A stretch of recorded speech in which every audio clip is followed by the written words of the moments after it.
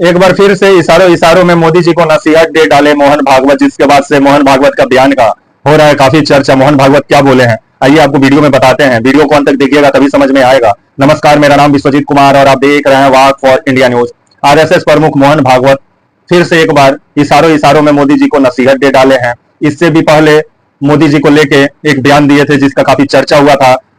मोहन भागवत जो बयान दिए थे इससे पहले उसमें मोहन भागवत का कहना था कि काम करने वाले लोगों को अहंकार नहीं पालना चाहिए, और क्यों नहीं मणिपुर को लेके कोई बात करता है, इस पे क्यों नहीं बात होता है, मणिपुर पे क्यों नहीं बात होता है, और सत्ता में बैठे लोग अहंकार ना पालें, जैसे विभिन्न मतलब नसीहत देते हुए मोहन भागवत मोदी जी को नजर आए। एक बार फिर से मोहन भागवत आपके झारखंड के गुमला में 18 जुलाई के दिन फिर से मोदी जी को इशारों इशारों में नसीहत दे डाले।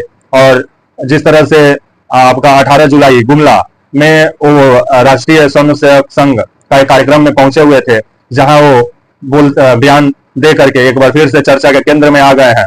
और मोहन भागवत का कहना था कि इंसान पहले सुपरमैन था, बाद में देवता बना और उसके बाद अब भगवान बन गया है, जो सही नहीं है, क्योंकि इंसान को इंसान ही रहना चाहिए।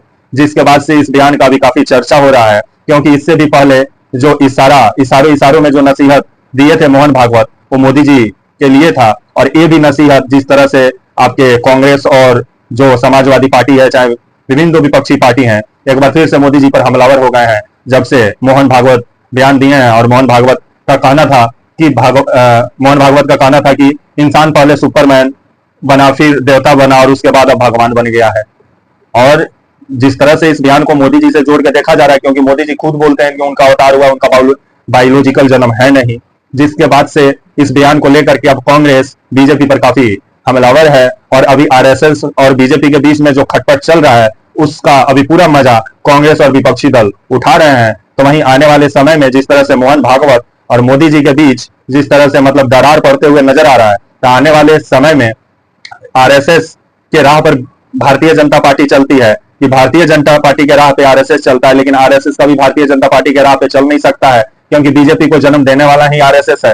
तो अगर बीजेपी के जो नेता लोग हैं, क्योंकि इससे भी पहले जो जगत प्रकाश नड्डा जी हैं, जो जेपी नड्डा जी जो हैं, वो इससे भी पहले स्वास्थ्य मंत्री अभी बने हुए हैं, वो बोलते हुए सुने गए कि हम लोगों को अब आरएसएस का जरूरत नहीं है, बीजेपी खुद सक्षम है अपना आपको चुनाव में प्रचार के लिए, चाहे चुनाव लड़ने के लिए, हमको किसी का समर्थन का जरूरत नहीं है। जिसके बाद से इस बयान का काफी चर्चा हुआ था और उसी समय से बीजेपी और आरएसएस के बीच में खटपट की खबरें आ रही थी। और अब जिस तरह से मोदी जी को इशारों इशारों में अब दूसरा बार ये जो नसीहत मोहन भागवत दिए हैं कि मोहन भागवत का कहना था कि पहले इंसान सुपरमैन बना, फिर देवता बना और उसके बाद से अब भगवान बन गया है। जिसके बाद से अब कांग्रेस मोदी जी को इसी बयान के सहारे घेरने में लगी हुई है। तो आने वाले समय में मोहन भागवत और बीजेपी के बीच में जो खटपट है वो कब खत्म होता है देखने वाली बात होगी। लेकिन ये खटपट इतना जल्दी खत्म नहीं होने वाला है, क्योंकि मोदी जी अपना राह पे चल रहे हैं तो आरएसएस अपने राह पे चल रही है।